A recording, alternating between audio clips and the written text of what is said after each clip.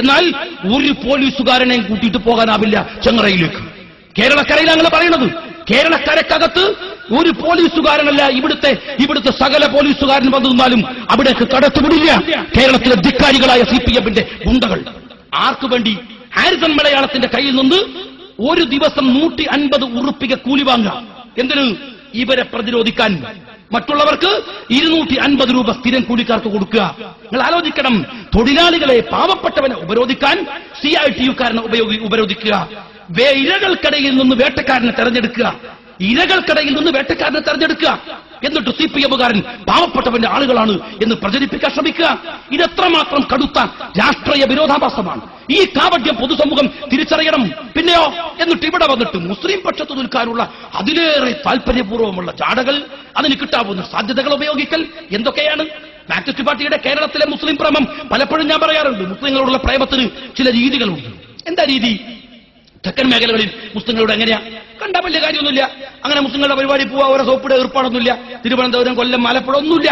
എറണാകുളം ഇല്ല, തൃശ്ശൂരൊക്കെ വിട്ടുകഴിഞ്ഞാൽ പിന്നെ മുസ്ലിങ്ങളെ കണ്ടാൽ വലിയ ഇഷ്ടമാണ്. മലബാറിലേക്ക് എത്തിയ CPM-ന്റെ തനി മൂരാച്ചിയായ അച്യുതാനന്ദൻ വരെ മലബാറിലെത്തിയാൽ മുസ്ലിങ്ങളെ കണ്ട എന്തൊരു ഇഷ്ടമാണ്. അവരെ കണ്ടാ കെട്ടിപ്പിടിക്കുക, ഉമ്മം വെക്കുക, പോകുന്ന വഴിക്ക് വല്ല ഗുജറാത്തിവും കണ്ട ഇറങ്ങി കുത്തുക. നമ്മൾ സമ്മതിച്ചാൽ പള്ളി കയറിയിട്ട് 2 റക്അത്ത് നിസ്കരിക്കാൻ വരെ അച്യുതാനന്ദൻ ഉറുക്കാണ്. സമ്മതിക്കാത്ത കുഴപ്പമേ ഉള്ളൂ. അപ്പൊ എല്ലാത്തിനും ഉറുക്കാണ്. എവിടെ? മലപ്പുറത്ത്. കോഴിക്കോട് പോയാലോ ഒന്ന് കുറഞ്ഞു, കണ്ണൂർ പോയാലോ പറ്റ കുറഞ്ഞു, കാസർഗോഡ് പോയാൽ തീരല്ല എന്ന് പറയാം, കൊല്ലത്തും തിരുവനന്തപുരത്ത് എത്തിയാലോ കണ്ടവാഹം പോലും ഇല്ല. എന്താ ഇവിടെ മലപ്പുറത്താണല്ലോ ഇവർക്കൊക്കെ വലിയ ഇഷ്ടം ഇല്ലേ? മലപ്പുറത്ത് മുസ്ലിങ്ങളോട് എല്ലാവർക്കും ഇഷ്ടമാണ്.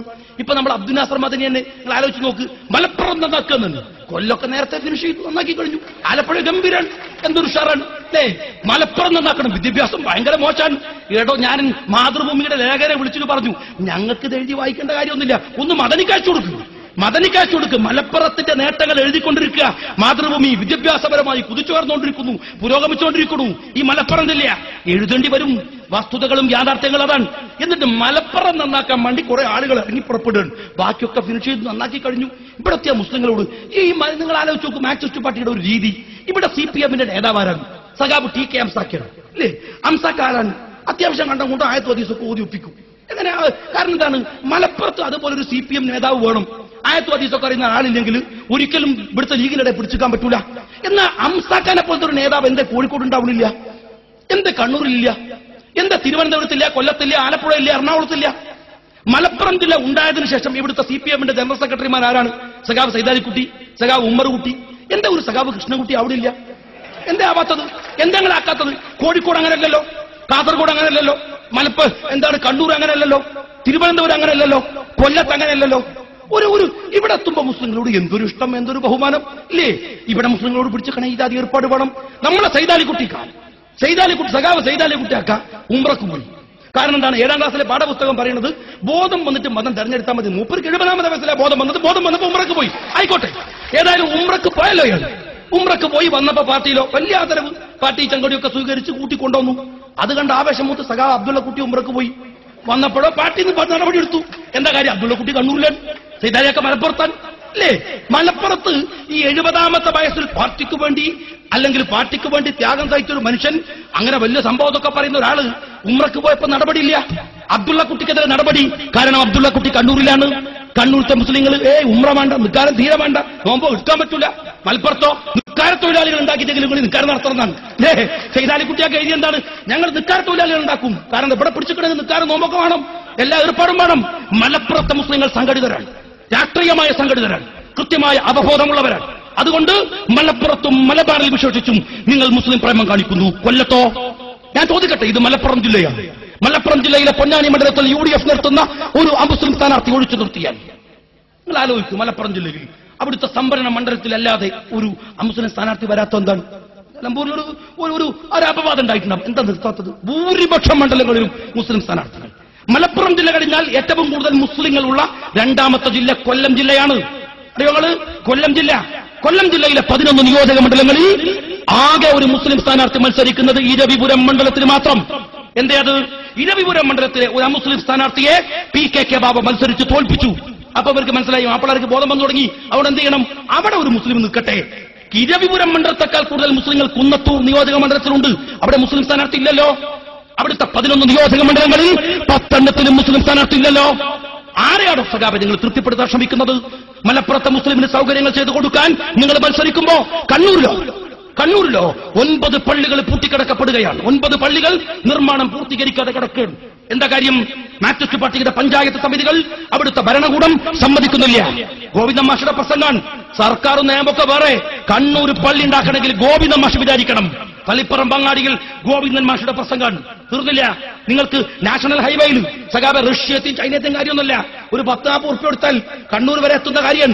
അവിടെ കണ്ണൂർ പട്ടണം കഴിഞ്ഞാൽ അവിടുത്തെ കുറച്ചപ്പുറം പോയാൽ നാഷണൽ ഹൈവേയിൽ നിങ്ങൾക്ക് കാണാം അവിടെ ഒരു അങ്ങാടിക്ക് നടുവിൽ അവിടെ 3 സെന്റ് ഭൂമി വഖഫ് ചെയ്തിട്ട്, അതിന്റെ മധ്യത്തിൽ 3 സെന്റ് ഭൂമി വഖഫ് ചെയ്തിട്ട് വർഷങ്ങളായി. പള്ളി ഉണ്ടാക്കാൻ ഒരു രക്ഷയില്ല. അവസാനം ഈ റമദാൻ മാസമായാൽ അവിടുത്തെ ഒരു മുസ്ലിം മഹാഭൂരിപക്ഷം മുസ്ലിം കച്ചവടക്കാരൻ അവിടുത്തെ ഒരു ഗോഡൌൺ തുറന്നിട്ട് അവിടെ നിസ്കരിക്കലായി. ഈ റമദാനല്ല, അതിന്റെ മുമ്പത്തെ റമദാൻ,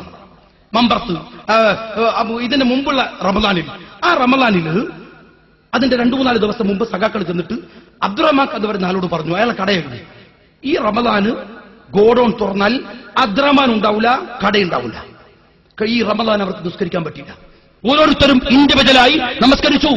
കണ്ണൂർ ജില്ലയിൽ നിന്ന് 14 കിലോമീറ്റർ നാഷണൽ ഹൈവേയിൽ അപ്പുറത്തുള്ള സ്ഥലത്തെക്കുറിച്ച് ഞാൻ പറയുന്നത്. അതുപോലെ തന്നെ തളിപ്പറമ്പ് സർ സയ്യിദ് കോളേജിന്റെ പിറകുഭാഗം മാർക്സിസ്റ്റ് പാർട്ടിക്ക് സ്വാധീനമുള്ള പാർട്ടി ഗ്രാമങ്ങളിൽ ഒന്നാണ്. അവിടെ പള്ളിക്ക് തറക്കല്ലിട്ടു.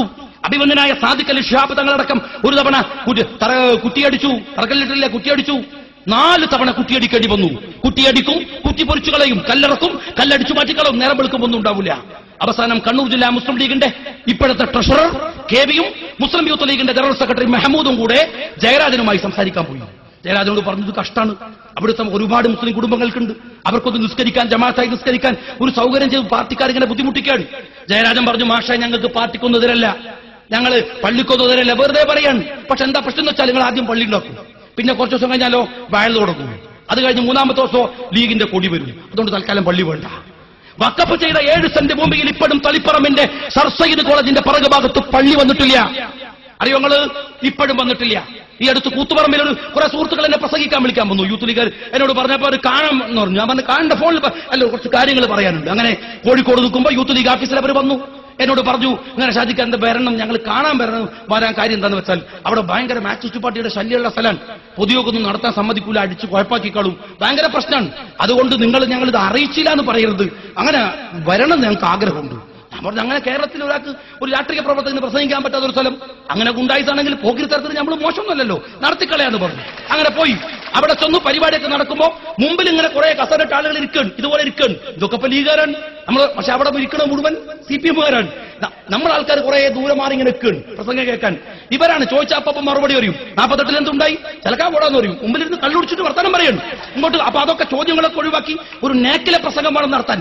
അപ്പൊ അങ്ങനെയുള്ള സ്ഥലമാണ്. അപ്പൊ അധ്യക്ഷൻ ആദ്യം എഴുന്നേറ്റു. ഒരു പ്രായമുള്ള മനുഷ്യനെ അയാളെ താങ്ങി സ്റ്റേജിന്റെ പേരിൽ ഇങ്ങനെ പിടിച്ചിട്ട് അയാൾ പറയണം, മുമ്പിലുള്ള ആളോട് നിങ്ങളോട് എനിക്കൊരു കാര്യം പറയാനുണ്ട്. അപ്പൊ ലീഗുകാരല്ലത്. അപ്പോഴാണ് ചോദിച്ചു, ഈ ലീഗുകാരോട് അല്ല മാർക്സിസ്റ്റുകാരാന്ന് പറഞ്ഞു, ഒരു കാര്യം പറയാനുണ്ട്. ആ പള്ളി ഉണ്ടല്ലോ അവിടെ, നിങ്ങൾ കണ്ടോ?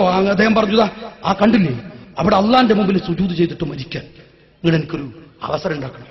ഞാൻ അടുത്തുള്ള ആളോട് ചോദിച്ചു, എന്താ കാര്യം? അബ്ദു എന്ന് പറഞ്ഞിട്ട് ഒരാളെ എന്നെ കൊണ്ടുപോയി. ഞാൻ ചോദിച്ചു, എന്താണ് അബ്ദു പ്രശ്നം? അയാൾ പറഞ്ഞു, ആ കണ്ടോ ഒരു സ്കെലട്ടൻ കൂത്തുപറമ്പ് മുനിസിപ്പാലിറ്റിക്കകത്ത് 7-7.5 കൊല്ലായി പള്ളിയുടെ പണി തുടങ്ങാൻ ആരംഭിച്ചിട്ട് ഇപ്പോഴും നടത്തിയിട്ടില്ല. അറിയോ സഖാബേ? 24 കിലോമീറ്റർ നടന്നു പോകണം ഒരു പള്ളിയിൽ മറവ് ചെയ്യാൻ. മയ്യത്ത് വണ്ടിയിൽ കൊണ്ടുപോകണം. അവിടെ വഖഫ് ചെയ്ത 5 ഏക്കർ 2.5 ഏക്കർ ഭൂമിയുണ്ട്. ഇപ്പോഴും വിട്ടുകൊടുത്ത് സമ്മതിച്ചിട്ടില്ല. ഇപ്പോഴും മയ്യത്ത് കൊണ്ടുപോകണം. ബാങ്ക് വിളിക്കാൻ സമ്മതിക്കാത്ത മഹല്ലത്തുകളുണ്ട്. നിസാരക്കാരല്ല, കണ്ണൂർ മുനിസിപ്പൽ ചെയർമാൻ ഹൈക്കോടതിയിൽ പരാതി കൊടുത്തിരിക്കുന്നു. ബാങ്ക് വിളിക്കാൻ എന്റെ നാട്ടിൽ സമ്മതിക്കുന്നില്ല. മലപ്പുറത്തോ ബാങ്ക് സഖാക്കൾ വന്ന് വിളിച്ചോളൂ, നമ്മളൊന്നും പൗരർക്ക് വരെ പൈസ കൊടുക്കണം സമ്മതിച്ചാലും അല്ലേ? അവിടെ ബാങ്ക് വിളിക്കാൻ സമ്മതിക്കണില്ല.